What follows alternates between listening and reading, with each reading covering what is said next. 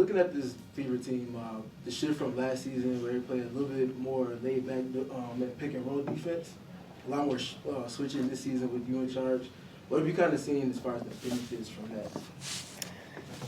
I think when we do it really well, we can be disruptive. We can take teams out of their rhythm, disrupt their spacing and timing a little bit, and try to force them into tough contested shots. Our goal is to not allow them to get the easy ones, and to force them into tough twos, and then to be in position to finish plays. And then the other thing for me, looking at you and Phoenix, you have the two highest volume handoff tandems between Sammy and AT and then Kelsey and AB. How do you see that shift in terms of using more handoffs versus traditional pick and roll kind of benefit that type of archetype of guards? Yeah, I think you can't really, it's hard to scheme for dribble handoffs. You reverse the ball and get into the side pick and roll, and you can get into your pick and roll defense. And when you go into a dribble handoff, it makes it tough because you got to guard the handoff. And then what AT and Sammy do so well is the rescreen right after the handoff. Moving without the ball once it happens, and reading each other really well. So again, the attention to detail in your initial positioning is so important to how you can disrupt, whether it's ball screen defense or whether it's dribble handoff defense. You've got to be able to disrupt it at the point in order to mess up that timing and rhythm, and it's really difficult to do with strong tandems. Hi, Barry Bloom from Sportico. How are you? Good. How are you? What's the prognosis on Caitlin at this point? No updates on Caitlin at this point. You had a question? Oh, yeah. Stephanie Haynes with Clutch Points. First off, nice to meet you. Nice to meet you. I've been asking coaches and players around the league in terms of the league scheduling with the CBA coming up. Phoenix had 3 games in 5 days this week, and then there have been other instances of 1 game in 7 days. I know you guys and other teams have had a similar, have something similar. Just curious for you, what would you like to see the league do in terms of scheduling and maybe sort of just not having these sort of sporadic games, makes stuff a little bit more even? Yeah, look, a lot of that's way above my pay grade. There's so many things that go into it. Early in the season, in particular, arena availability based on what your NBA teams are doing. Whatever the grid is that they use to put things together.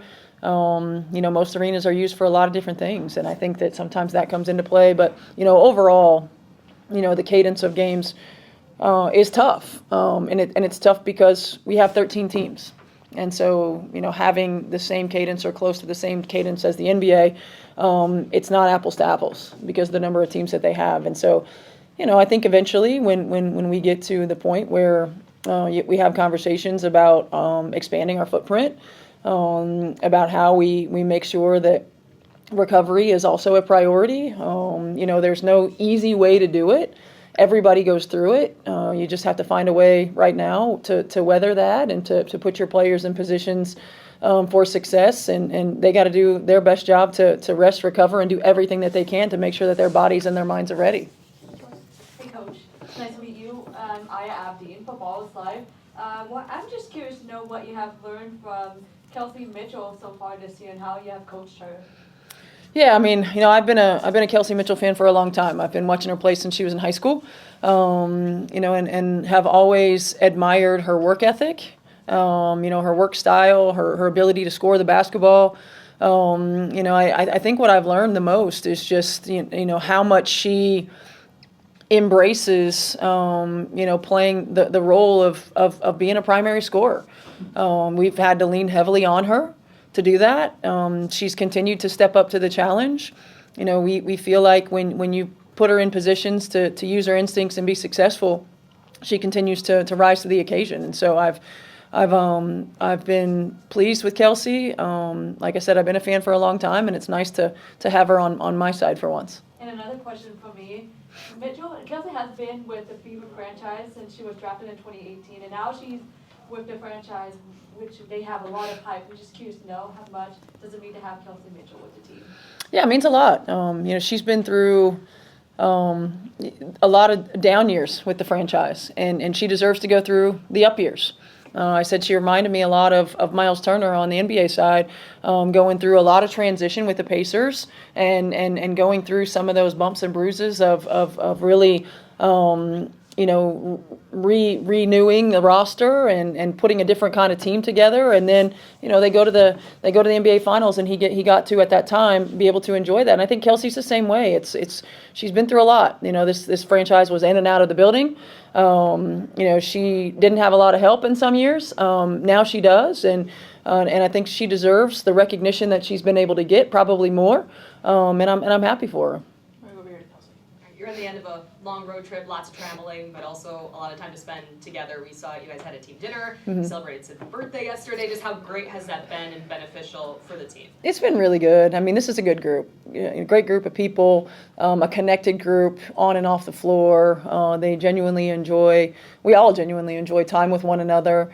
I think it's always special when you're on the road and you get an opportunity to celebrate things like birthdays together and have team dinners and do all those kinds of things. Obviously, everybody'd like to sleep in their own bed and at some point be back home. But I think it's a true testament when you see this group is together. Most of them are together a lot. I think it's a true testament to how much they like each other, how much they respect each other, how much they enjoy one another's company. What challenges for you guys, being back in Indianapolis against this Phoenix team and getting to the free throw line and out-rebounding them and so forth, what challenges do you see on this long road trip coming into the X Factor? Yeah, I mean, obviously their numbers at home are really good. They shoot the ball really well. They space the floor incredibly well, and AT is such a unique talent. I mean, one of the best in the league, and certainly I don't think there's anybody in this league that has the same skill set that she has to play that point forward position. So she creates a challenge just because of her ability to score, to facilitate, to create matchup problems, and to find the right play.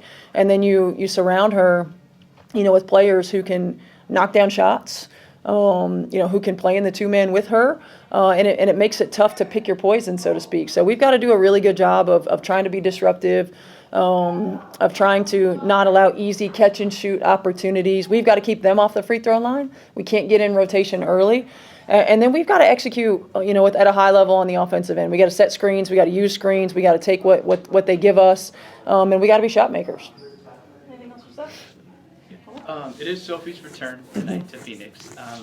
She's had a history of being someone that's going to stick up for her teammates. She's obviously done that with Caitlin this season. Has that surprised you at all? Just sort of that type of leadership and how vocal she's been about supporting not just Caitlin, but all of her teammates? Not at all. I coached against Sophie when she was at Missouri. She's always been just a tough competitor. She's always been a player that doesn't shy away from anything. Obviously, you guys know she's a great personality. She gives a ton of energy. It's what she does, and she has her teammates back. And you certainly always want to be a part of a team where you have a player like that on your team. Sophie is probably one of those players that you love to play with and hate to play against. There's quite a few of those players in our league, and we're glad that she's on our team. Okay, last one. All right, last one for you. Obviously, with you watching a lot of NBA games in the offseason, you see a bunch of different styles of offenses. I think unique to yours is Aaliyah's ability to screen, the angles and the contact with that. How much of that have you kind of emphasized going into this season? How have you seen her grow with that particular skill? Yeah, we've emphasized a little bit more with Aaliyah, more the role of being a hub for us. Playing through her in a number of different situations. She came into this league primarily a back-to-the-basket player.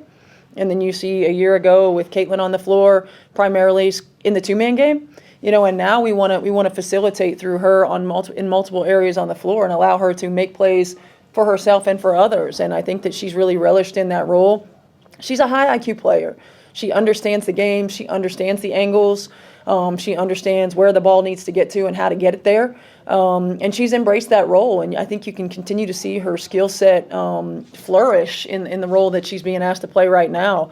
We still need her to be a dominant scorer for us. And we'll continue to challenge her to expand her game. I'd like for her to shoot more threes than she does right now. And I think that's the next step for her.